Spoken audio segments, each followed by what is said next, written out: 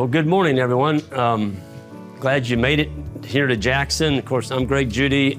We ranch in central Missouri. It's halfway between St. Louis and Kansas City. And we do have a really nice area to run livestock on because we are in the rolling hills. So about 5 miles east of us, it's all prairie. And so we actually don't have to compete with all the row croppers.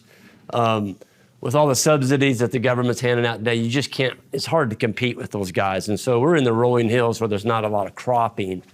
And so we're able to get these leases on some of this land. And if you're just starting out and you're looking for land to lease, that would be something that I would really make a mark on, is try and find an area where you're not having to bid cash. You know, these row croppers can give a cash rent of, $150 to $250 an acre. You can't do that.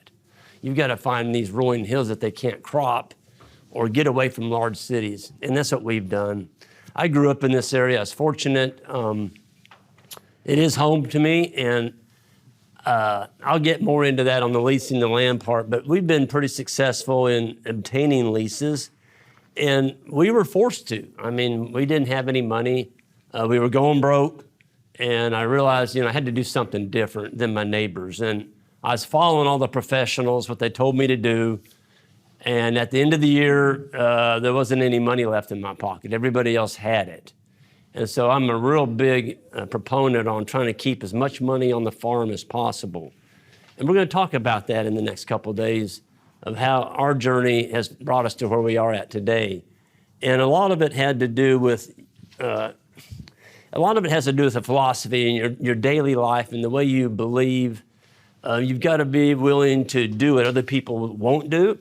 You've got to be able to accept ridicule, because you are going to be made fun of because you're different. That's a big one. That's a hard one for people to get over. We still are different in our community. Everybody looks at us like we're nuts. And I like that. And I think you need to adopt that kind of mentality. You've got to have this mentality that if the neighbors aren't talking about you, you're probably stagnant. You're falling back into this groove, and you're not really challenging ideas outside the box. And I think that's huge. I think we need to have young people around us. We have an internship program, and Jan and I didn't have any children. And so we like bringing in young people to teach the next generation how to farm successfully, ranch successfully. And we need more young people. I like seeing all these, there's a bunch of young guys, and I love that. They are the next generation. So the average livestock operator in the United States today, the average age right now is 69 years old, 69.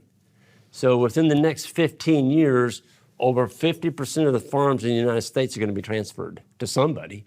And if those young people aren't on board, don't have that skill level, I think that's something, we've got a gap there that we need to start working on.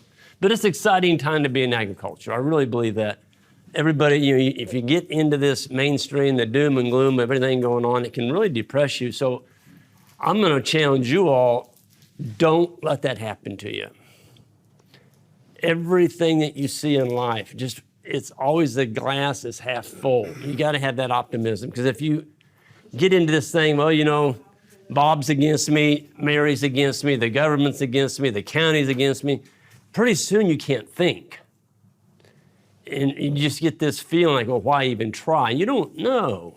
There's a lot of things that are going goofy today, but it doesn't matter. Focus on the things that you can control. I'll give you that little tip. Focus on the things that you can control. And everything that you do does make a difference in the world. Everything positive that you do makes a difference. And a lot of people say, well, I can't change what's happening. Well, you can change what's happening to your daily life. And I'm a big proponent on that. So, Jan and I, we started out, we just started leasing land, and then we started custom grazing other people's cattle, because we didn't have any money to buy our own animals. And now today, we are debt-free. We own all of our animals, and we've both been able to, I quit my job at 50 in town, and Jan just retired. But I think you've got to set goals, and we're going to talk about some of that too. Setting goals and how to reach some of those goals. But it sounds like we have a pretty diverse group here. I mean, there's people that are kind of working with dairy, there's pigs, the guy on the back's chickens, people wanting to get into cows and sheep. So that's what we're going to be talking about. So the pros and cons. We're going to start out this morning first on the pros of multi-species grazing. Number one, multi-species tells us what? We have diversity. And so anything in nature that is single species, whether it's animals or plants, it will break down. If we have an orchard and all we have in there is apples and there's nothing but trees with bare soil between them, people like to keep that thing clean and bare, you're going to have pests.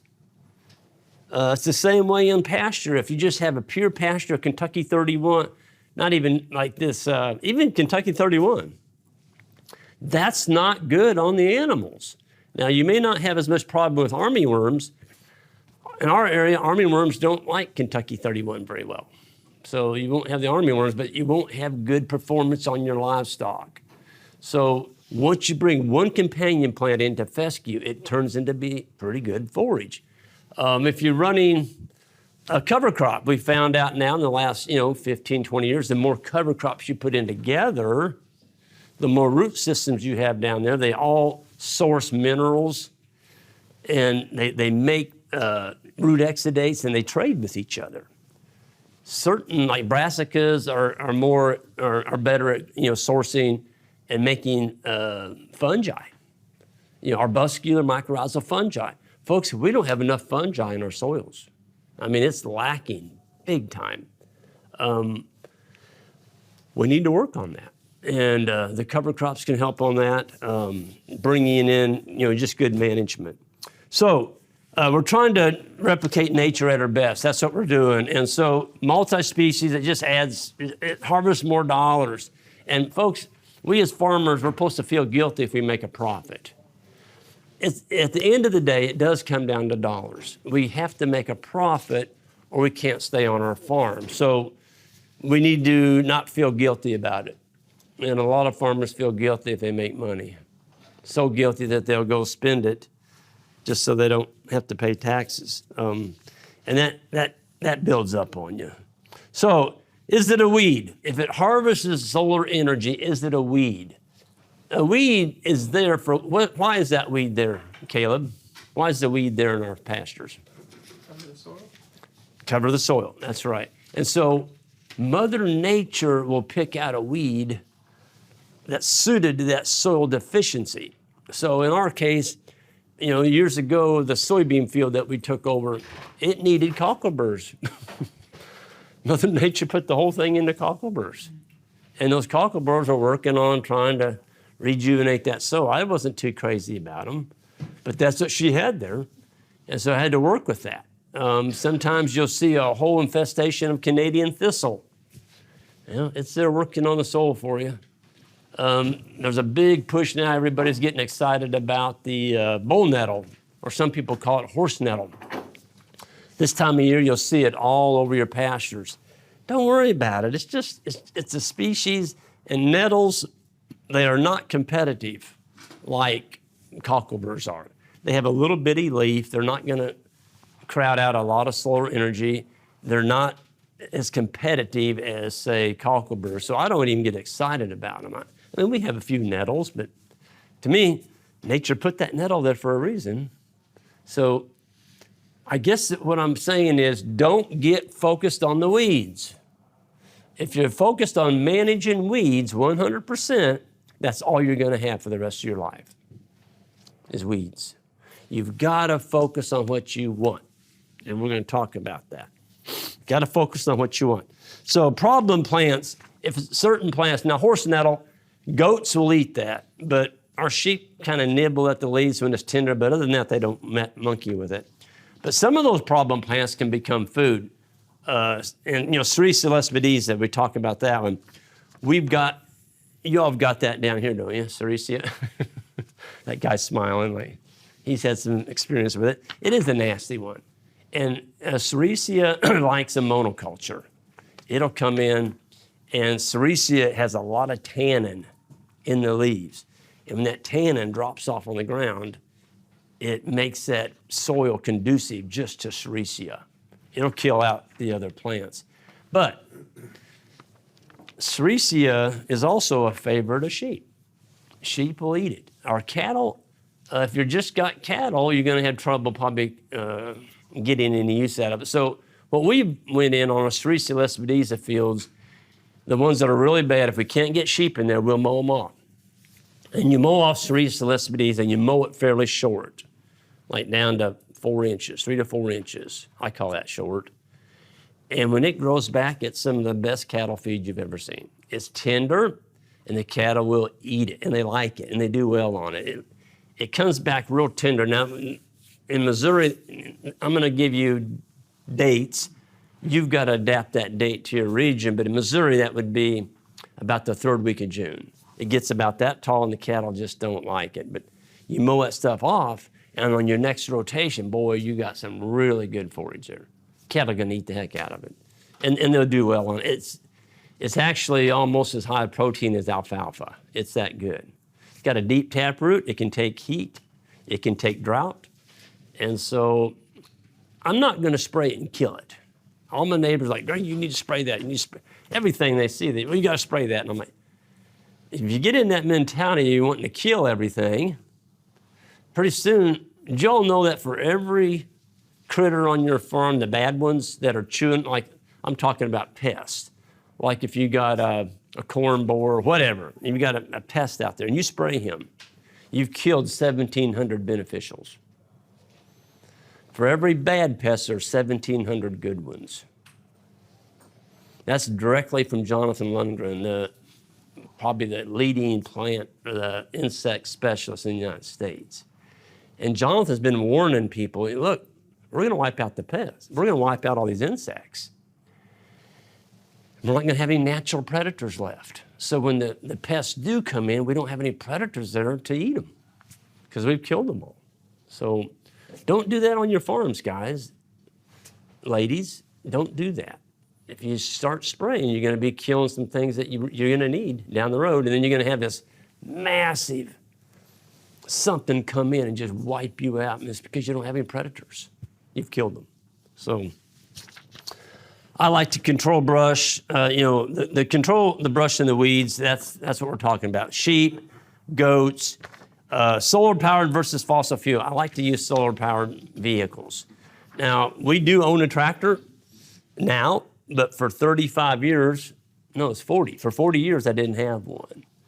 I made do without, and I finally bought one. We got a sawmill now. I needed a way to get the logs to the mill. At least that's what I told my wife. That's why we bought it. So, mowing does not control the problem.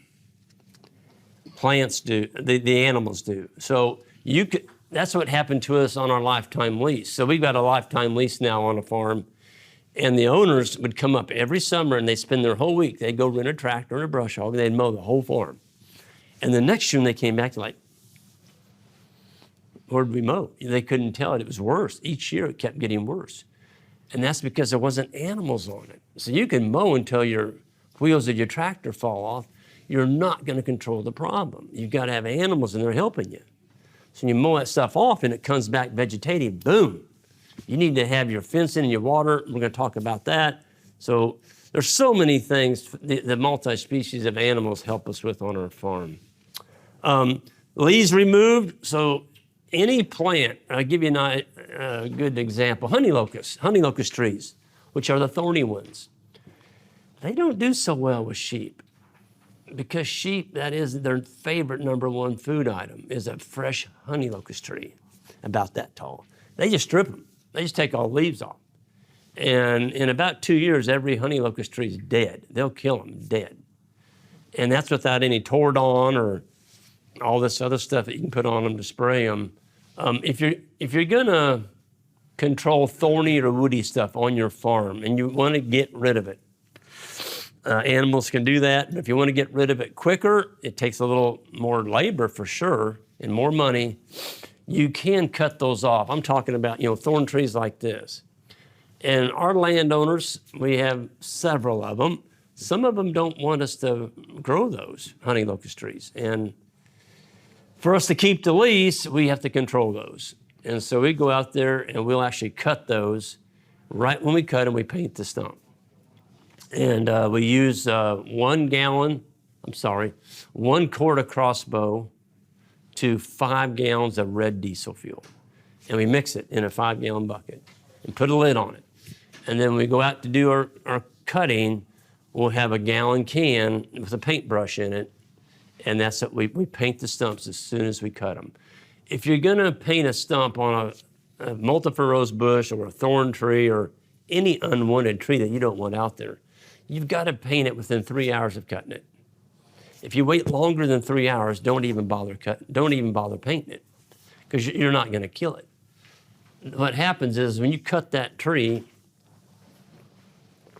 the sap in that tree starts receding down to the tip of the roots immediately.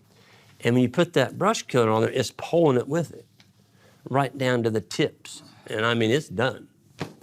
I hate using any kind of brush killer, but that's another reason I'm not certified organic. That's a tool in our toolbox. I don't use it very much.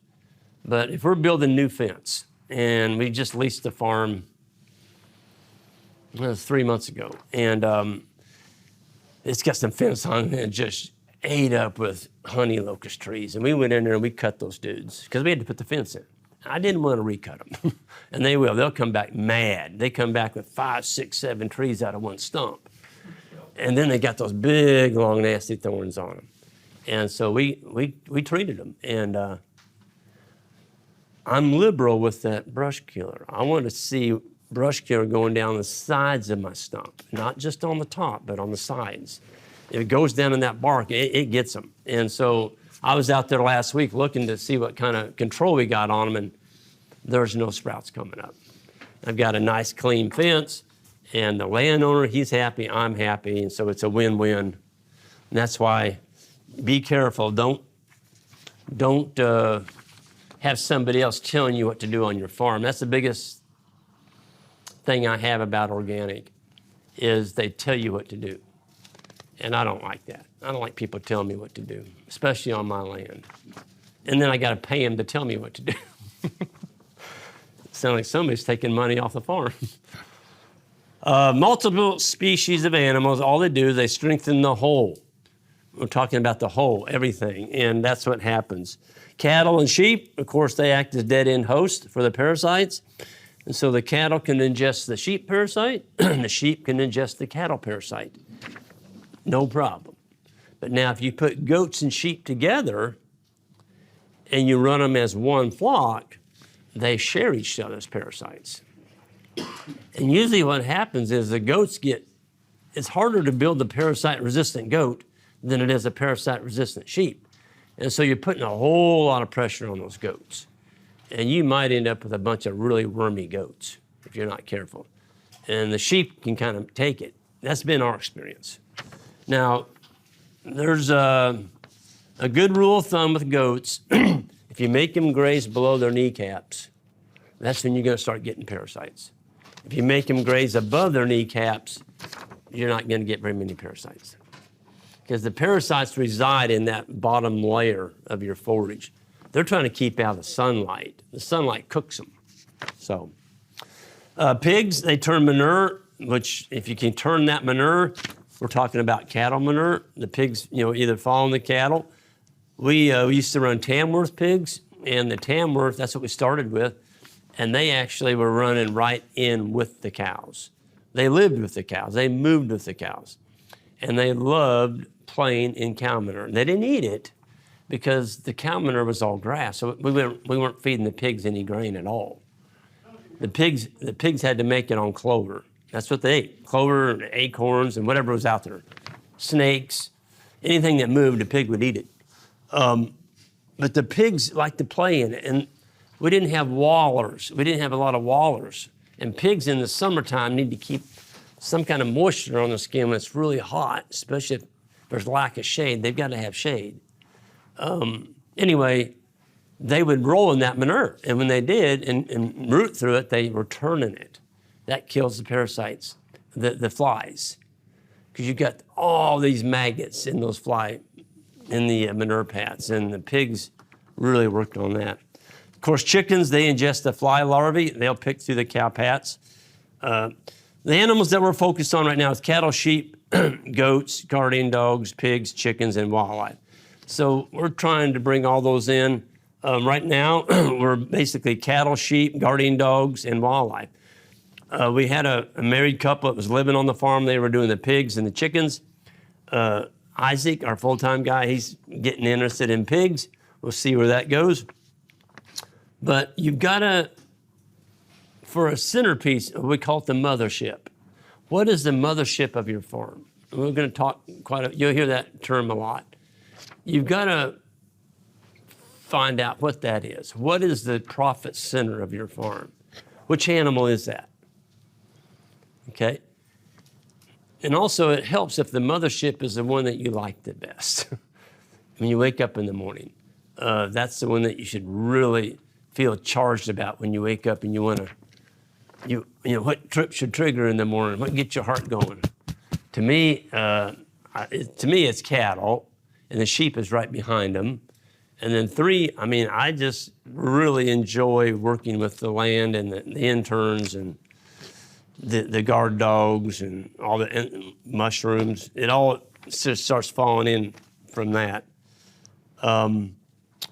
So animals that can self-harvest their food, that's what I'm all about. And that's why cattle are number 1 and sheep are number 2. So there's the Tamworth. We actually ran them with the sheep. We had a renegade group of sheep on the cattle farm. And these are sheep that wouldn't stay in. And I sold most of them, but there was 40 of them that got out. They wouldn't stay in. And they were from Texas. They weren't used to staying in fence. They just went wherever they wanted to go. Well, I picked out the 8 best ones, and I sold the other 32. I kept 8 out of 40. I picked the nice big fat ewes and kicked them out on that farm with the cows, and like, you either make it or you don't. We had goats in there too with those cows. And there was a guard dog over there that lived with the goats. And it took 2 years for those goats to accept those sheep. They wouldn't graze together. They're like, no, that's not a goat. We're not going to hang out with you all. And they finally, after 2 years, because it always made me a little nervous, the sheep out there, and they didn't have a guard dog with them. The guard dog was with the goats. And I'm like, man, I'm going to lose sheep. But the sheep learned to stay with the cows. They're always in the vicinity of the cows, because there was a lot of coyotes on this farm. But we never lost any lambs. And we actually lambed with the pigs. And everybody was talking about, you've heard people say, well, that hog would eat that baby lamb. Well, he would if he could get close to it. But that little ewe there, she weighs about 120 pounds. She's looking at that 250-pound pig like, dude, you take one more step, I'm going to nail you. And we saw that a lot. I mean, they would. That little ewe would take off running and hit that hog just as hard as she could right in the side. I seen it. And that pig would let out a scream and take off running. And so that hog knows that's about as close as he wants to get, or he's going to get attacked. Those pigs, to get them bonded onto the cows, I fed those pigs corn in the springtime. We first got them. We got them, they were probably 40 to 60-pound feeder pigs. And they didn't know, they'd never seen a cow before. And the cows had never seen a pig. And it was a real rodeo for a while. I mean, it was. Those pigs, they get close to the cow. The pigs are so curious. And they'd go up, how y'all doing? And them cows are bawling. They're circling their calves up in a circle, and they were just all in a circle like it was amazing to watch. And the bull was in the front. The bull was in the front. He's like, don't you come up here. And the bull, he was the most, he just loved everybody, you know. And he'd walk up, and that dang bull would hit him. He'd let out a squeal, whee, and he'd go right on into the cows. Said, no, I want to see the rest of y'all. And he just kept on going. And those cows are bawling and running in circles. And I'm like, they're going to run them cows through the fence. And this went on for 24 hours, a full day. The next day I went out there. There's a pig grazing. there's a cow grazing. They worked it out. And the rest of summer, it was no problem. They didn't even care about the pigs. They just didn't care about them. They'd lay down in the shade, and I'll tell you how good the pigs would lay down right now, and they'd even be touching a cow, laying there sleeping in the shade. And I wasn't this sharp, but Jan was. She knows those darn pigs would go up to a cow. In the summertime, it was really hot, and they'd run out of manure to roll in. They'd bump a cow to get it up. They'd bump that cow, and that cow would get up, empty out, and the hog, he would roll in that manure. But they'd run out of stuff to roll in. And that pig learned to bump a cow to get a manure pie. So this is an invasive that we have. This is called autumn olive. It is taking over the whole Midwest. The conservation department brought that in there. This tree was brought from China in the 1700s, 1800s as hedges. In China, they use them as hedges. And somebody brought them over here for wildlife habitat and started propagating them to the conservation departments all through the Midwest. And believe it or not, I would buy them. You could buy 25 of them for $5. These little autumn olive trees. And man, they didn't tell us they would get loose, and they did. They've got a red berry on them. I mean, thousands. They're actually quite good. I love eating autumn olive berries.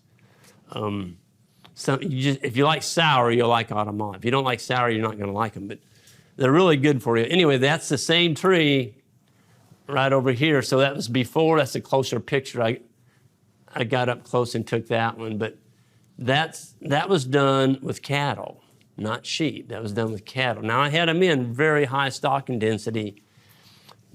It's hard to find an autumn olive tree that isn't nipped on. The deer love them, and they just constantly are nipping on the tips of those leaves. So to me, it's another invasive that we've got to control on certain landowners. They don't like them. But we leased the farm 3 years ago. It's 120 acres, and it had great big ones on it, out in the field, out in the pasture. I took out all the cedar and all the honey locusts, but I left those great big autumn olives because I didn't have any shade out there. And I talked the landowner into letting me do that, and he goes, well, I don't want them getting loose on my farm. I said, they won't. I said, I'll brush hog your field every year, and I do. I go out there in July, about the end of July, and I'll brush hog it, make it look nice. That's what he wants. And he lets me get to keep the autumn olive trees. But folks, we got 350 to 400 head of cattle. On a hot day, they get in around those, and they put out a lot of shade, the big one does, and those cattle are comfortable under there. So they can rub the flies off their back on that. I mean, the deer like them. I've seen turkeys kind of huddle up underneath them in storms. So be careful, this brush control. Once you kill a tree that size, it's going to take you 10 to 15 years to get that tree back. And I made that mistake starting out on a lot of my lease farms. I was so centered on, I want grass, I want grass, I want grass, that I cut too many of the trees on some of our farms. So don't make that mistake. You can always take them out later. Bring the animals in, graze it, and see which trees are kind of in the way, or maybe we could do without that one because it's competing with this one, and mark them. Whenever you do tree management, you're going out to take out some trees, leave your chainsaw at home. Have a roll of ribbon and tie a piece of ribbon on the trees you want to keep. There's probably going to be more that you want to take out on a really brushy area. So tie a ribbon on the ones you want to keep. If you go out with the chainsaw, you're going to cut some trees you shouldn't have cut. But it's a lot easier to go out there and mark them first, and then you can just cut. But don't do it the other way around.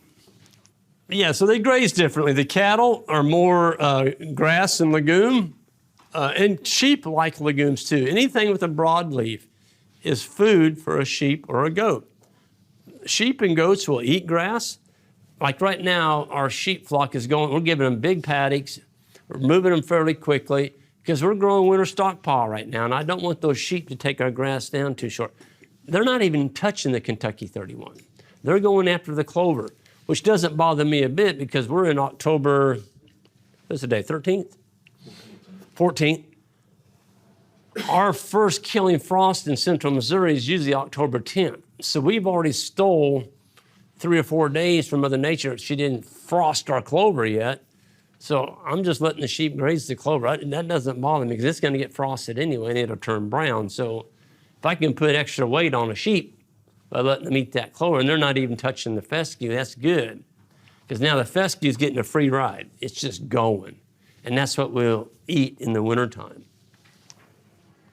So multi-species, this is Ian's area in Africa. He's got, of course, he doesn't have the buffalo, but I'm sorry, buffalo, elephants. He does have these, and he sells these. So in Africa, when you own the ranch, you also own the wild game. There is no seasons on hunting. You own it, you can harvest them any month or any day of the year you want. And Ian sells these to Europeans. They like shooting those things, and they'll mount that head and put it on their office wall. And Ian gets $2,500 for a warthog hunt. And Ian's like, that's an ugly thing to be hanging on your wall, but you take the money. So he calls it harvesting solar energy at a different level. So in kudu, he's got some massive kudu on his ranch, big ones. I got one. We were moving cattle one morning, and there was a bunch of big kudu bucks that came through. Ian, when he moves his cattle, he always brings a 30-06 with a silencer on it. I'm like, what's that silencer? You get arrested in the United States for carrying that around. He said, this is Africa. And I said, what's the silencer on that for? He said, so I can shoot more than one. They don't hear the shot, and you can shoot as many as you want. And he sells kudu. He sells the meat. They can sell wild game right off the ranch. I'm like, man, you guys just don't have any rules over there, do you? He goes, nope. He said, we have laws, but nobody follows them. And so that's the way it is. But he talks about, if you're going to manage your farm and you attract these other species to come on there, in our area, it's deer and turkey. Those are the two big ones. Can you sell that? Yes, you can. Now, you can't sell the animal. You can't sell the animal, but you can sell a chance to pursue that animal. We're getting $1,800 a year for a gun. So if you come into our farm, it's $1,800. You can pursue a deer or you can pursue a turkey. That's $1,800 that we wouldn't have got if we hadn't sold that hunt. We like stuff that can feed itself. So I don't want to be supplementing these animals. I don't want to give my money to the grain guys. I mean, they have more they can go make biodiesel with it or whatever. I don't want to be buying their corn. I want animals that can make it with what grows on our farm. And folks, they need to be fertile. We're going to talk, I've got a whole section on how to grass genetics. We're going to be talking about that. And you got to be willing to call animals. There's that kudu. So that's what Ian sells in Africa. Now, to pursue that on his ranch, he gets $10,000 to shoot one of those. Well, my goodness, if you get to harvest 8 or 10 of those a year, that's getting up there equaling your calf crop, So items to think about, we've got to have fence. Fence is number one. So those of you all new, just getting into livestock, folks, don't bring livestock onto your farm till you get fence. We sell a lot of cattle to a lot of people, and this year, and a lot of sheep. We had a couple wrecks, newbies getting started, and the cattle were dropped off at their farm, and they had polywire up. That was it. Polywire is not a fence. It's not a permanent fence. It's great for moving cattle, but you can't bring animals onto your farm if all you've got is polywire for your perimeter. You've got to have a fixed fence. And that can either be multiple strands of high tensile, which is what we use, 5 to 6 strands, high tensile wire, electrified, 170,000 PSI. Don't use aluminum wire. 170,000 PSI steel wire, not aluminum. Deer hit aluminum wire or a cow hits aluminum wire, it's busted. They're gone. Tree falls on it, it's broke. High tensile, it just takes it to the ground. It'll pop right back up. Now, I will give you this, aluminum is more conductive, but it has no break strength at all. It just breaks. So I'm not gonna use aluminum. Make sure you have a good fence. Water, most people overbuild on water. I've got a whole section on water we're gonna talk about. To graze year-round, you must manage the forage. Sunlight collecting business. That's what we're in. We're in the sunlight collecting business. Don't forget that. You got to be able to collect it. And you can't collect it if you don't have any leaves. And if you're not managing that leaf height, you're not going to be able to collect very much solar energy. You're not going to make any money. But you got to have fence. I asked Ian once, I said, what's the most profitable thing that you can invest in on your farm? You know what his answer was? Fence, not water, fence. Now you do have to have some water, but cattle can walk. But he said, fence. Fence gives you control where they're at. And if you can't control where those animals are at on your farm, you're not going to have any kind of rotation at all. They're going to be rotating all right freely across your farm. And now you're out of business. You might as well just sell them, because they're going to eat your farm off. It's going to look like this carpet. And they'll do it. It may take them a while, but they will do it. So there's solar energy harvesters. We had a guy come by. He saw those cows on that, and there's only about 2 acres there, and there was about 400 head in there. Oh, gosh, it made him mad. He looked at that. He said, you're stressing those cows. I'm like, really? They look pretty stressed. Everything was eaten. Everything had a big old gut on it, slick hair coats on them. He said, what you're doing there is wrong. He said, you need to take up that wire and give them the whole farm. The animals do better, the ground will do better, and you'll do better. That's what he told me. And he did it with a serious face. And as he drove off, he had a big round bale stuck on the back of his truck. And this was in July. He was already feeding hay. He was peeved. Yeah. So that's what you got to be willing to take. You know, he was trying to intimidate me. And he was an older guy, kind of high in the community. Everybody thought a lot of him. And he was a bully. You know, I didn't take it. I just said, well, this is what we're doing. This is why we're doing it. And I said, they're not stressed. I said, this is the second time today they've been moved. And he's like, well, it ain't right. I'm like, okay. So you can't change everybody. You gotta have that secure perimeter fence. Paddock divisions. I'm real big about not putting those in on a new farm immediately, not permanent paddock divisions. If it's, now, granted, if you've got a huge farm, 1,000 acres, you can't go out to a polywire and go all the way across that and rotate them conveniently. You're gonna need to split that up a little bit with some high tensile paddock divisions, with some water points to do it effectively. Because if you have to roll up 3 or 4 rolls of wire every day to go across that farm, you're gonna quit. You're not gonna do that. It's gonna be too much work. But that's where the portable fencing comes in. It is very economical. And we're gonna talk about the tools, the right tools to use.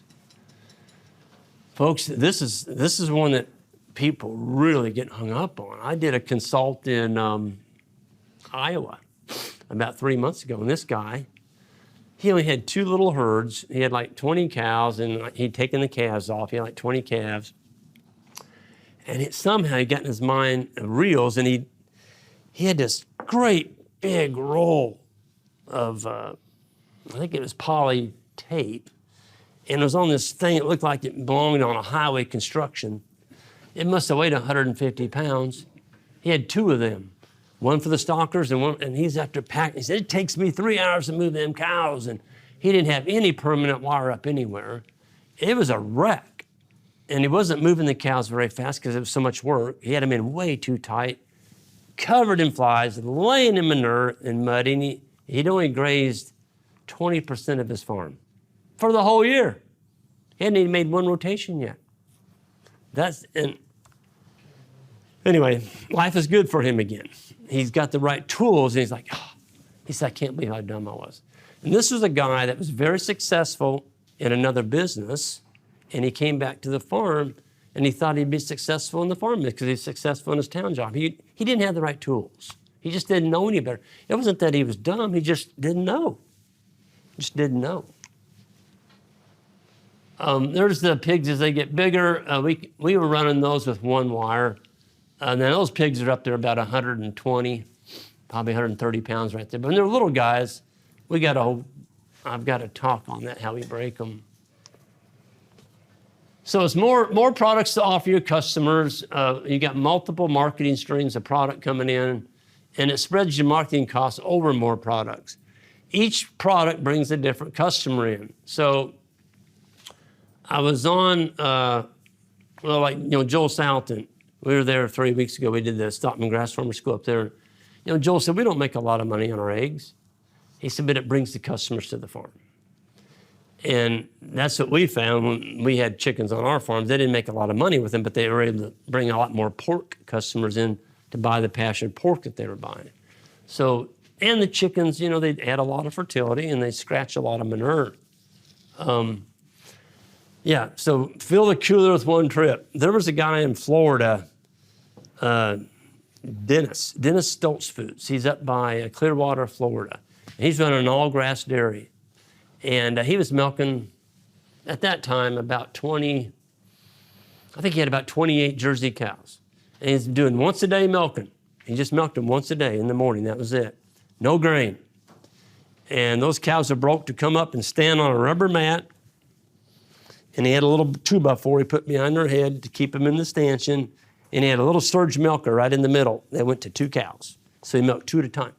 And he was selling raw milk as pet food because he couldn't sell raw milk in Florida at that time. I don't know if the laws may change now, but at that time you couldn't sell it. Same. So he had to put a little sticker on every gallon, pet food. And he was selling that stuff for $17 a gallon. And he just couldn't produce enough. And then he was selling yogurt, pastured pork, he had the chickens, he had the broilers. I mean, there's people come there from Orlando with coolers. I've never seen coolers that big before. And what they were doing, they'd just fill that cooler. And I saw some of the checks those guys wrote out to him. And I mean, he was getting, some of those guys were walking away with $2,500 worth of meat, milk, and cheese. And they were just so happy. Now, they were bringing it back to Orlando and giving it, selling it out to, in other words, a bunch of them went together. And one guy picked it up. But Dennis was just really doing well at that time. I think that he's expanded now. He's gotten more ground. He's gotten into more beef now too, I think. So additional species, they must be managed. You can't simply throw them all together and expect success. It will be a wreck. Each species must have what they need. So with pigs, if you're going to throw pigs in with the cattle and there's no shade out there, that's not going to work very well. They're going to suffer in July and August. It gets hot, and a pig's got to have some kind of shade because they don't sweat, and they can actually die on a really hot summer day in Missouri. They would not do well. They may not die, but they're not going to put any weight on. So if you look at nature, that's what we like to do. We like to try to mimic what nature is doing, and so the more species is always a good thing. That was in Kruger Park. There was baboons and impalas. And that's just the 2 that I got right there. There was elephants in there. There was kudu. There was, we saw some hyenas right down the road from there.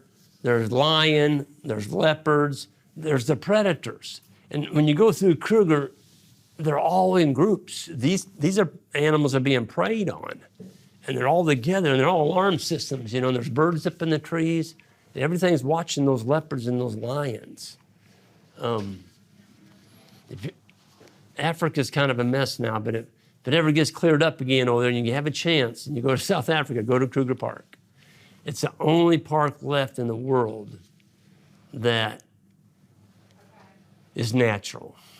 Far as, I mean, there's huge herds of buffalo and elephant and the Cape buffalo.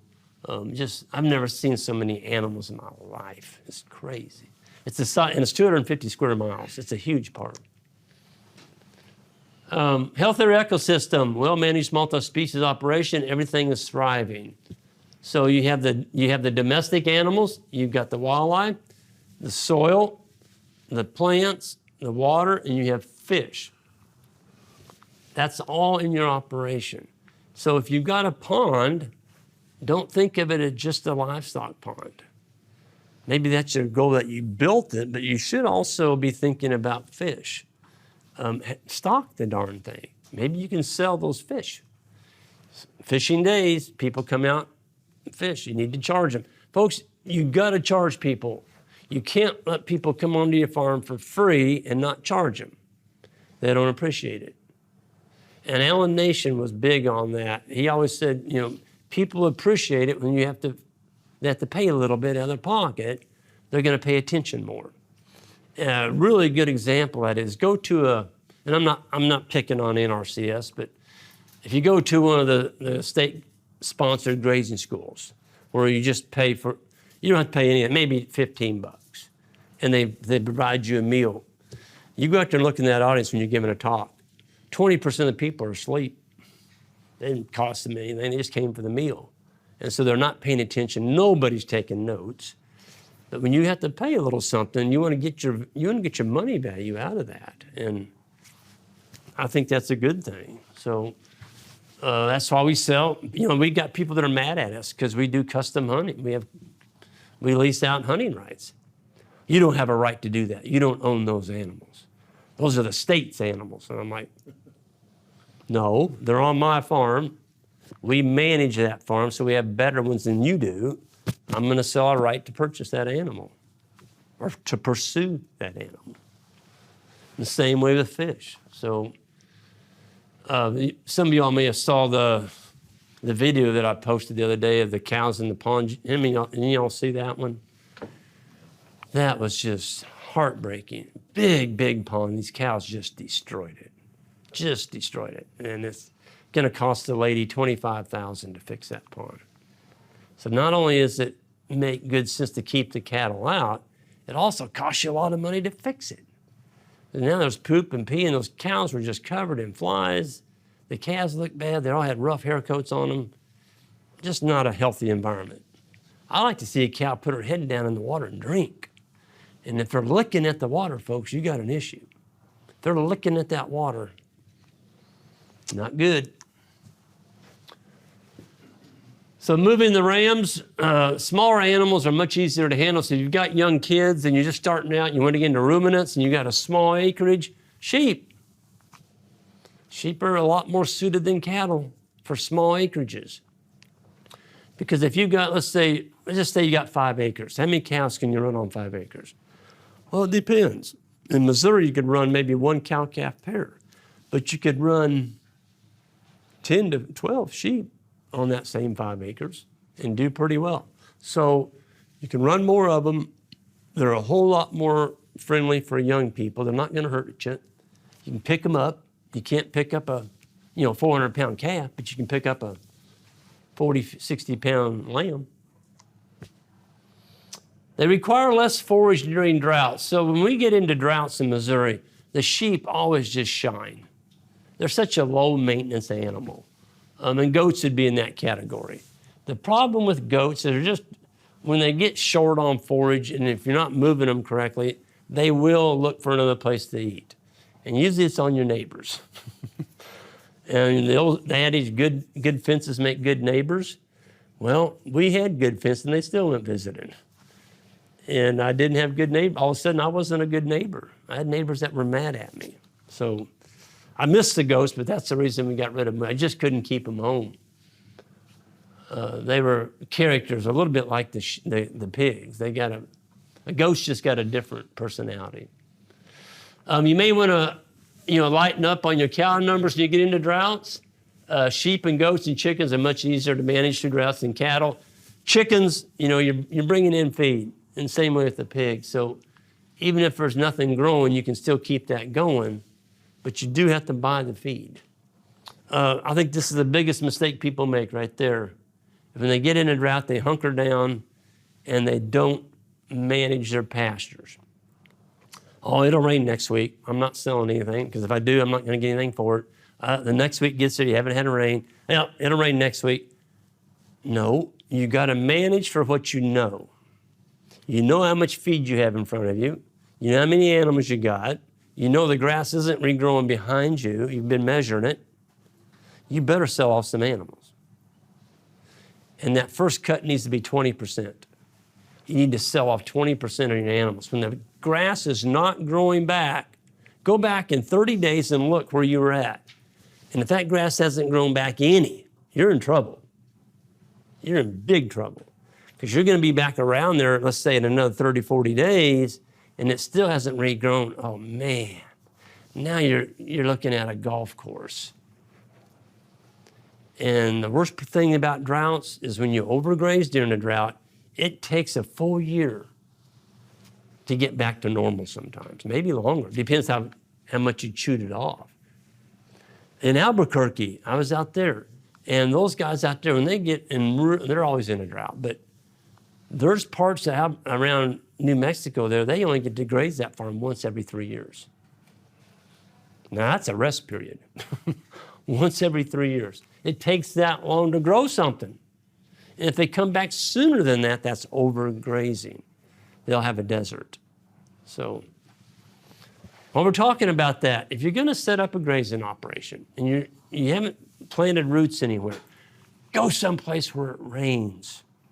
Don't go to Colorado or Utah or New Mexico or Arizona. There's no rain out there. How are you going to grow grass if you don't get rain? You got to irrigate? You can't irrigate and make money. And Ian goes as far as saying if you build an operation around irrigation, in other words, your whole livelihood is built on irrigating. Sooner or later, the townspeople are going to come and say, you can't do that anymore. That's our water. You can't be using drinking water to grow cattle feed. You can't do it. So be careful. Where do you set up at? Go someplace that it rains. So that was the worst drought in Missouri history. That was 2012. Folks, this was about, it was after Jan and I came back from New Zealand. So that would have been about July, middle of July, end of July. I mean, this is when people were selling cattle in Missouri. But I already sold off around 25% in June. The last of June, I knew we were in a drought. Terrible, terrible droughty conditions. And so we sold off, we kept the best animals, and we just glided right through that drought. Hurricane Isaac came in that fall, came up through Louisiana, and gave us 9 inches of rain in 9 days. 9 inches. And because we hadn't overgrazed our farm, we grew a ton of grass. But the neighbors, it all ran off. It all ran off in the creek. They didn't have anything to hold the rain. Okay, so try and keep the rain on your land. The only way you can do that is you got to have it covered with carbon. You got to have it covered with carbon. Something organic. There's what bare ground will do to you. So that was on the same day, right across the fence. This is my neighbor's continuous grazer. He uses the Columbus method. You know, he turns his cattle out in the spring and he discovers them in the fall. And so there's just nothing there. And I put that thermometer, it's 105 degrees. And over here in our grass, on the soil, I just set it down on the soil. I didn't stick it down in the soil. I set it on top of the ground. It's 90. That's right across the fence. He's 15 degrees hotter than my side of the fence. All I did differently is I've got carbon. I've got a nice litter bank. Folks, this is what a litter bank looks like right there. You like to see that. You like to have that dead material laying on top of your soil. It's like a big mulch. So when it does get a deluge of rain like we got yesterday, Jan said it rained so hard, it didn't go very long. She said, but we got a half an inch in like 8 minutes. I mean, it just pounded them. And I said, did you get any runoff? She goes, no, none. There was no water moving off that land. It just grabbed it. So if it grabs it and holds it in place, you're going to grow grass. If it runs off to the creek, you didn't grow nothing. You might as well not even got the half inch. So try and keep every drop of rain on your farm. Don't give it to your neighbor. Absolutely don't do that. So there's the pigs. These are the little guys. These are about 25, 30 pounds, fresh off of mama. That's the way we buy them, is feeder pigs. We were doing sows and boars for a while. It's too much for Missouri. We weren't set up to do farrowing. So we run a training wire. That one's at 4 and that one was at 8. And it's got 8,000 volts in it. It's inside our cattle and sheep corral. So when they get shocked, they go charging through it. Pow! They hit that and they can bounce it off and they get shocked again. And sometimes they'll reach up and actually grab it and chew on it. They'll put their mouth and chew on it. That's a bad, bad day for a pig. But we've got 4 pins in this corral, and we just rotate them. And we do that for about 7 days. And boy, I mean, they're trained. We turn them out they go right out into the woods in the edge of the pasture, and we'll run that same wire until they get up to about 40 to 50 pounds. Then we drop it down to 1. We don't have a guard dog in with them. We've never lost a feeder pig to a coyote yet. But we've got wire out there, and it's hot. I mean, there's 8,000 to 10,000 volts in that wire. That's our sheep and guardian dog gates. All that is I have graduated from poly tape to poly rope. I use poly rope now. Poly rope is, oh my gosh, it's conductive. This has got 6 steel filaments in it that are conductive. Poly rope has 22. It's hot, and it'll last you forever. It's a rope. It's not, it's about the diameter of that pencil right there. It's about that diameter, and it is stout. I mean, it's a nylon, but it's got 22 steel filaments in it, and you can buy a roll of it at Powerflex. That's who I recommend. I think it's 26. There's 2 different types. You can buy it in like 1,300-foot roll, or you can buy the big roll. It's like 2,600 feet. It's not cheap, but that gate will last you 20, 25 years. It's not going to be something you're going to be replacing all the time. When cattle or sheep or a guard dog hits that, they're going to feel it, okay? There's the pigs and the rams. So we always take our rams out. We needed a place to put the pigs. These are some that were fattening, and they just ran with the rams, and they got along great. They each like acorns, and so the rams, you can just see a line of rams and a line of pigs going underneath the trees, and they're just gleaning up the acorns. There they are when we were running them with the cattle. So the hogs would stay around where there was shade, and they venture out, and they would eat, and then they'd come back in. Would the hogs move with the cattle? Yep. They would follow? Yep, they did. Matter of fact, the hog was the lead animal. In sheep moves, it's always the guard dogs, the first ones through the fence. On cattle and hog, it was always the hogs. Now, that changed when we put the horses in. We had 3 riding horses. I'm like, heck, I'm going to throw them horses in there too. We already had sheep, goats, chickens, cattle, and pigs. So I'm like, I'm going to throw a horse in there. So we threw our riding horses in there. This is when I got back from holistic management class. And a guy was talking about you shouldn't have any bare soil on your farm. And he came down our driveway, and there it is. I had these 3 stinking horses out there that weren't moved. It wasn't their fault. I call them stinking horses. It shouldn't. I'm prejudiced against horses. I don't like them. But I grew up on a horse farm. My dad had lots of them. Anyway, those horses had turned that field to bare dirt. It's just because we weren't moving them. It's our fault. So I took them and threw them in with the cows. The horse is the boss animal. You know why? Bigger. What else? They got teeth. They can bite. They can bite. And they'd bite them cows. Bulls didn't mess with a horse. The horse would run up and bite him on the neck. They might even turn around and give him a good kick in the ass, too. I mean, they can kick. So a horse is a predator, man. I mean, they can really go after the other. So we had the pigs and the cows together, and I'm like, I'm going to turn them horses in there. We turned them 3 horses in there, and those horses saw those pigs. And, I mean, they blew their nose out, and they took off chasing them. And it was about 95 degrees that day. And they ran them Tamworth pigs around that field. I mean, just lickety-split. running them and eeing and farting and bucking and biting at them. And I'm like, they're going to kill them darn pigs. And these are tough pigs. They'd already been out there for a good while. If you did this to any other pig, they would have died. Them horses chased them pigs for about 30 minutes. And finally, the horses were having a great time. And they finally got them pigs, and pigs finally said, you know what? You can just kill us. We don't care.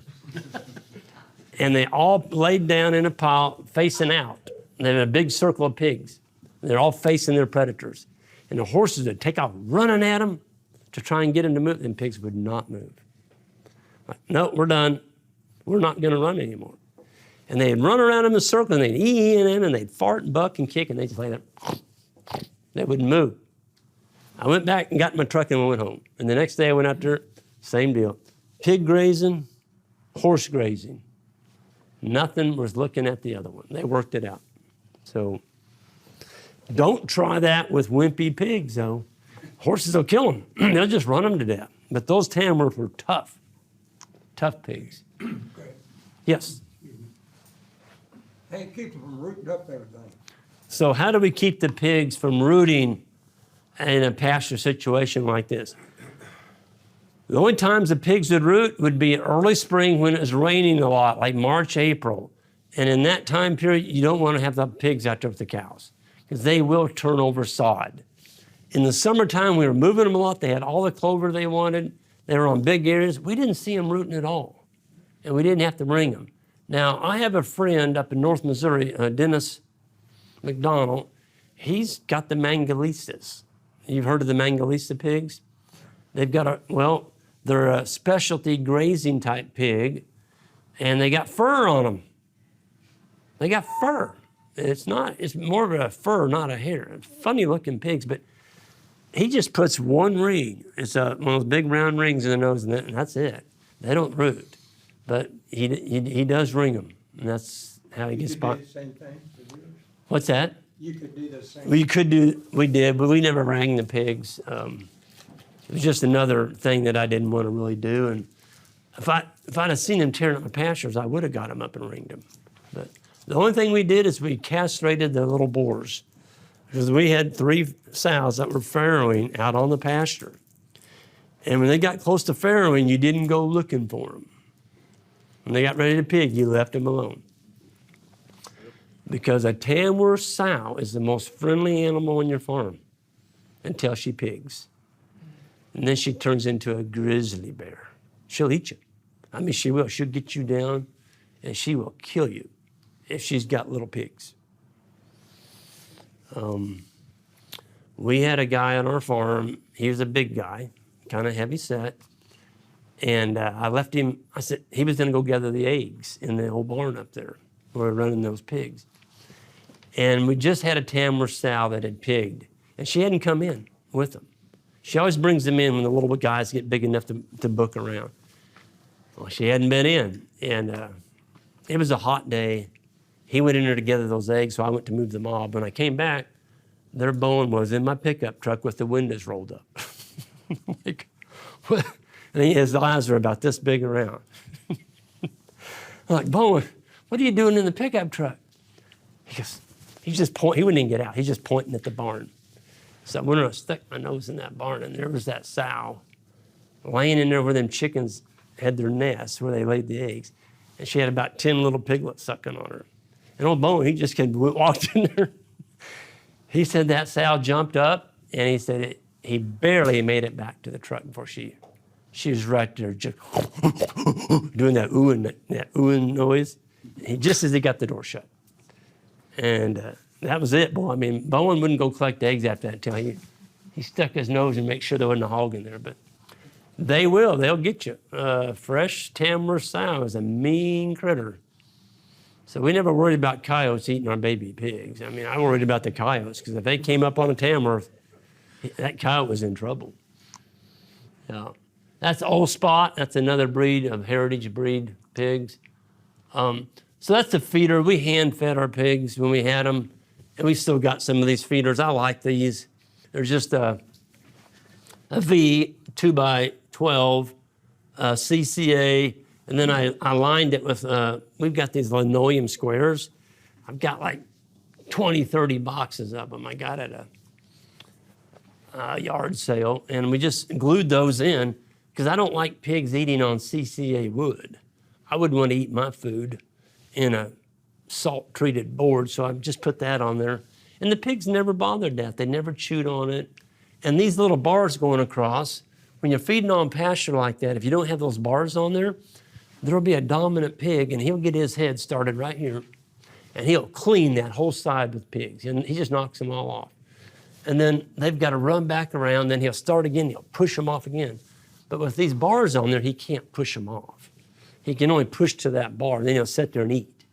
But if you don't have those bars on there, them darn pigs will clean each other off. The dominant pigs and your little pigs, the next thing you know, you got to run because he's not getting enough to eat.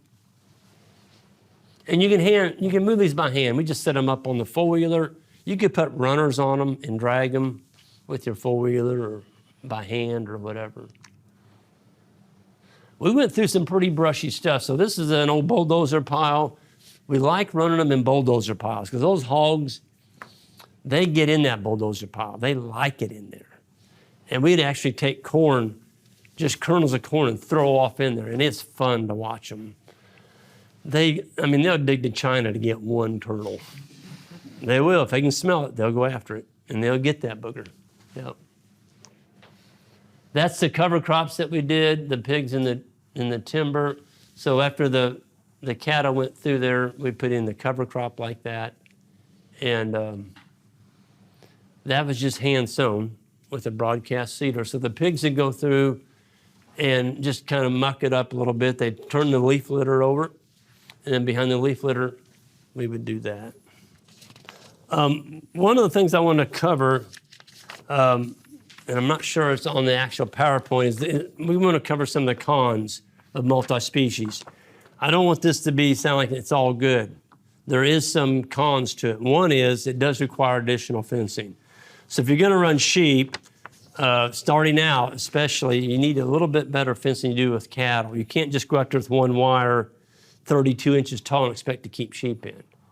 And I'm going to talk about how we've done that now. We do have sheep being kept in with one wire. I'm going to tell you how we did that. We like to build it once and not have to go back and build it again. A lot of people use compromised fencing. They'll go to their local tractor supply and buy that junk, and that's what it is. It's junk. When you bring it onto your farm, it doesn't work, and you got to go back and you got to buy the right stuff. So we're going to talk about using the right materials. And it's liability. These animals, you bring in more animals, different species, and they get out, you're liable. We already talked about the sheep with the goats. That's not good. They actually share the parasites. Sheep can be more flighty than cattle. Now, I will tell you this, our sheep flock used to be about half wild. They were tough to move. They were wild. And now with this strip grazing, we're moving them every 2 days with wire, it's calmed them down. I can go out there and just go sheep, sheep, sheep, sheep, open the gate, and boy, here they come, boom, they're ready to move. Where before we'd give them a great big paddock, they might be there 7 to 10 days. In the bigger paddocks, we'd leave them there for 2 weeks. Of course, goats, we talked about them, they're tougher to keep in. Goats, they need browse, they need woody plants. If they don't have woody plants, they're not gonna do well.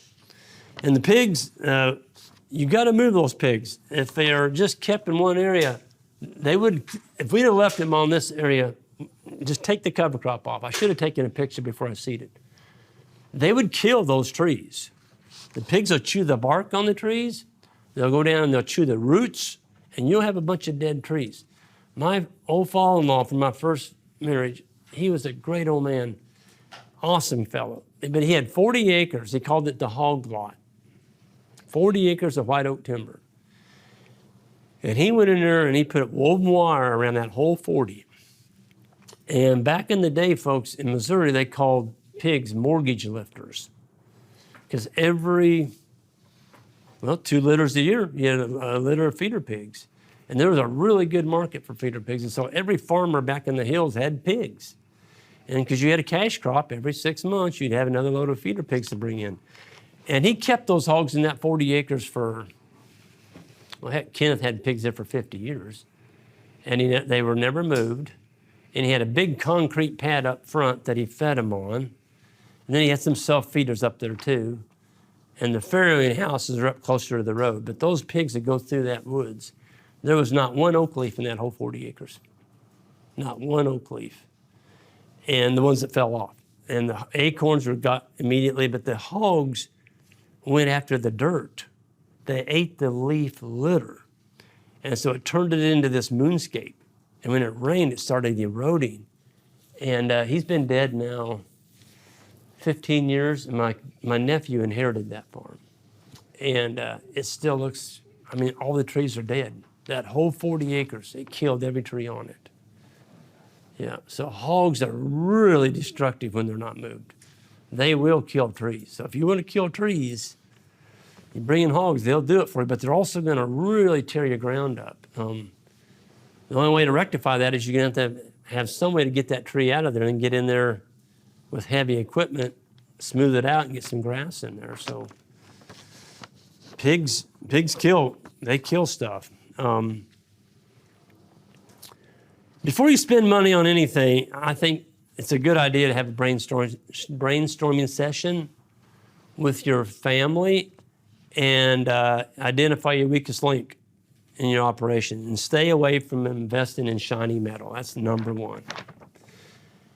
Ian says anytime that he had to buy something for his ranch,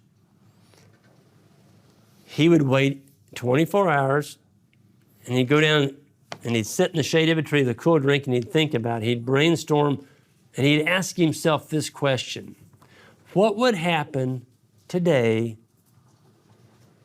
if I just didn't do nothing? In other words, before white man arrived with a firearm, how would this situation rectify itself? And he's getting ready to spend some money. We're talking about some serious cash flow or cash inflow. And he said most of the time he could figure out a different way around it. He didn't have to spend that money. You bring in more critters. It's going to take additional labor. It's just another group of animals you've got to manage with. Water points. You know, a pig can't drink out of a cattle water that sits tall. They can, but they're going to tear them up. They'll climb up in them. They'll break your plastic tanks.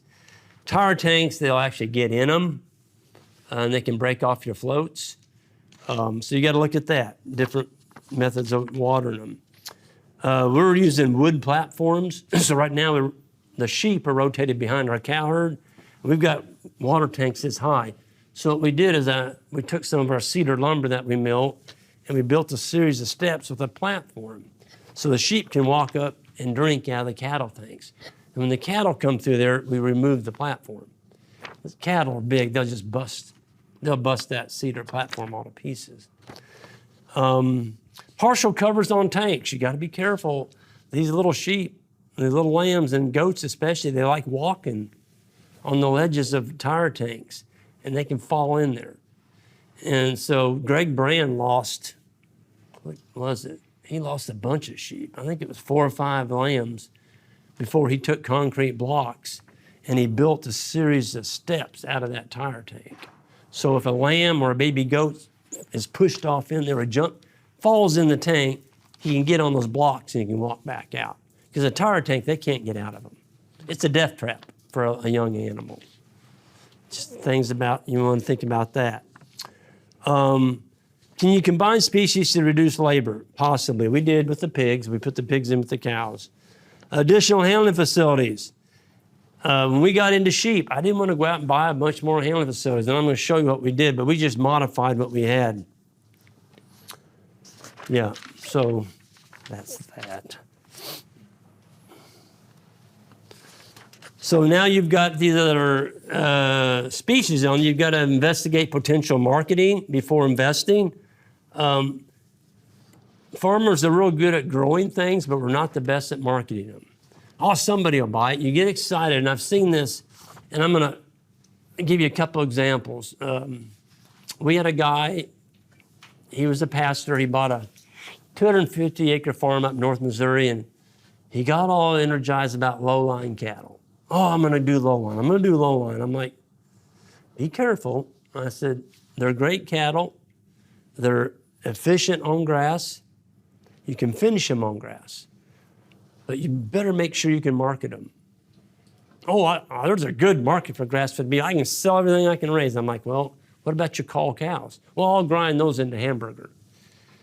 I'm like, no, you don't realize what a cull cow is. A cull cow is a thin cow, most of the time. She may be a bad mom or got a bad foot or bad udder, but a lot of times they've just gotten thin on you. You bring a cull low-lying cow to the sale barn, you're going to cry all the way back to the bank. I mean, you're not going to get anything for them. They're going to steal them from you. And that's what happened to that guy. He lost his farm. He raised all these low-line. He couldn't market the meat. He didn't have his marketing set up at all. He just thought people would be busting his doors down to buy his beef, and it didn't happen. He lost his farm. He had to take it in the sale barn. His banker was at the sale. And he saw what those cattle brought. He pulled the loan. So be careful. Those smaller breeds are great. Dexter, Lowline, Belted Galloway, those are all good breeds for certain environments as long as you can market them. But a cull animal, folks, one of your cash flows that you're going to have on your farm are cull animals. It better be, or you're not being the predator in your herd. I have a day timer. Well, it's in my room upstairs, but I have a day timer I keep in my pocket every day of the year, and I'm writing down if a cow does anything or gets a little thin or she gives me foot rot, whatever, I don't care. It doesn't matter what it is. She does something goofy, I write her number down, she's gone. I just sell her. Now, if we've got a good market for grass-fed hamburger, we'll grind her. But if we don't, she's thin, sale barn, just get rid of them. Don't let them stay on your farm. You got to get rid of those cull animals. And I know it's tough, especially if you have kids and they name them. You just can't allow that to happen. I was in Virginia, a very, very wealthy family. They had a big farm, 800 acres, beautiful farm. And I went out to the cow herd, and I mean, it was a wreck. And I looked at him like, well, what are you doing with that cow? I mean, she was just a fly trap. This one cow had hair on her about that long, summertime. The flies were eating her up, and the flies were coming off her onto the other cows and working on them. I'm like, you got to sell that cow. She goes, well, I can't. That's Petunia.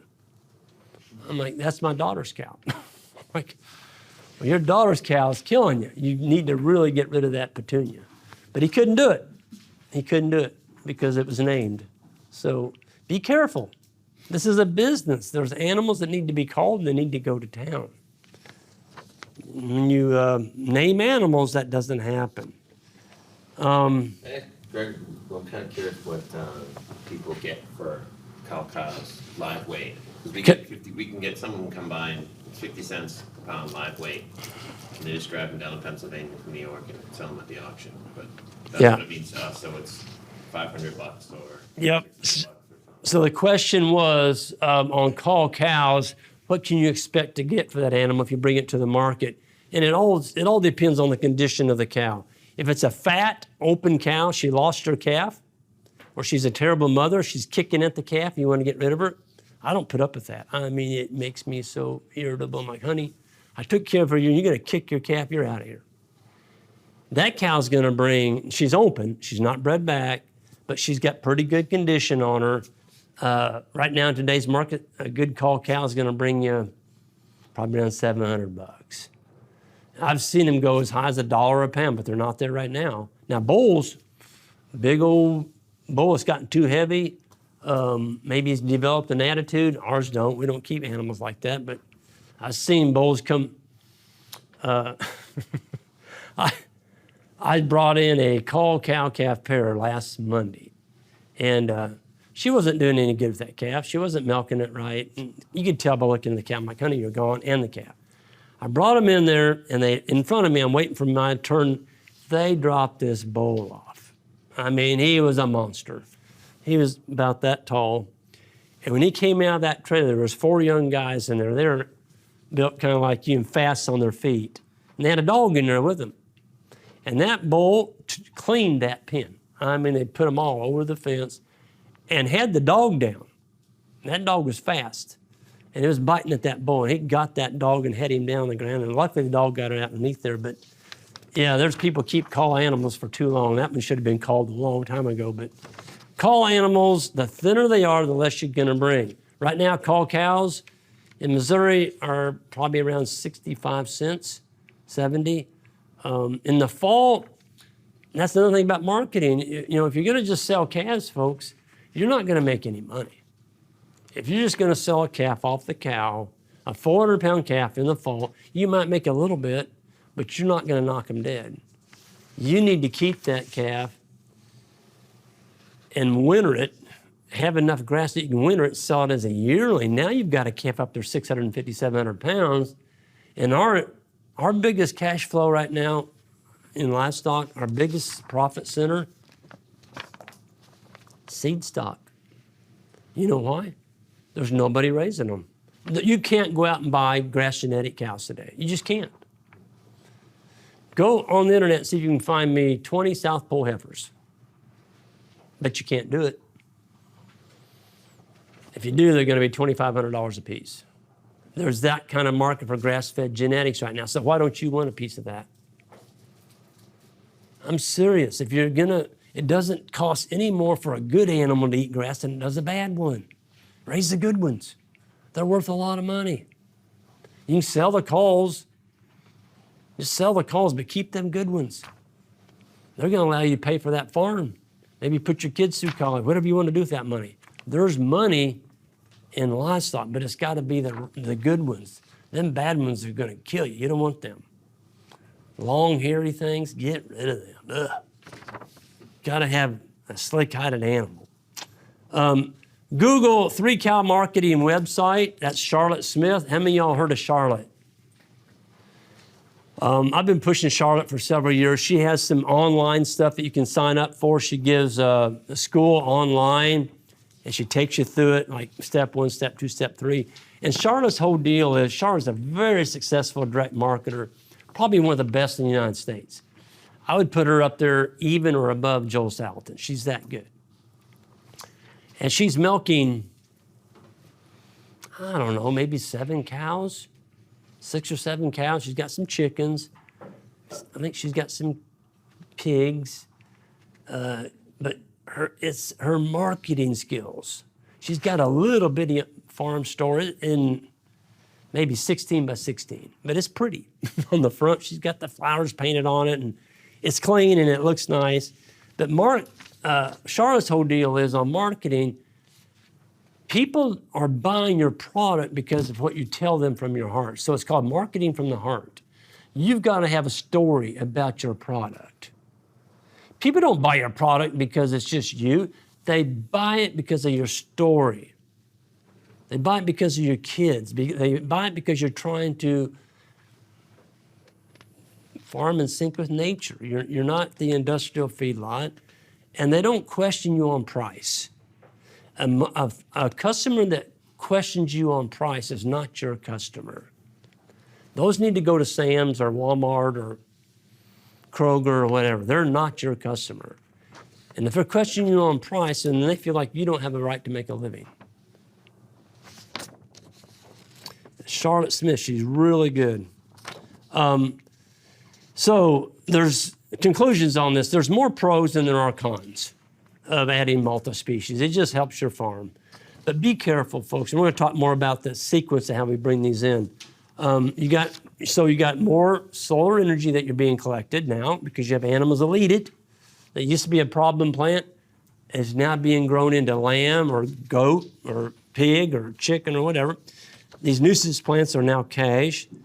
And you're mimicking nature. It does build a healthy farm, and we're all about that. So, you know, there's a saying, and it goes like this, and it's engraved in marble on a public institution, ag building, in one of our states. I'm not going to tell you what state it is. It doesn't matter.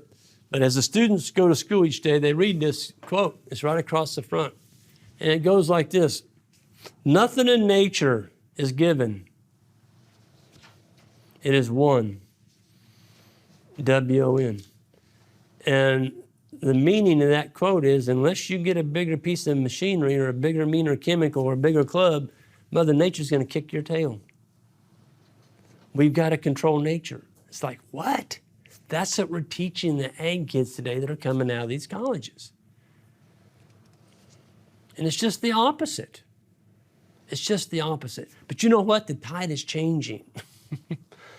I had the biggest development probably in Missouri last Friday in my career. The enemy, you might say, or the people on the other side of the fence that had just been beating me up for 25 years. I got an email from them on Friday.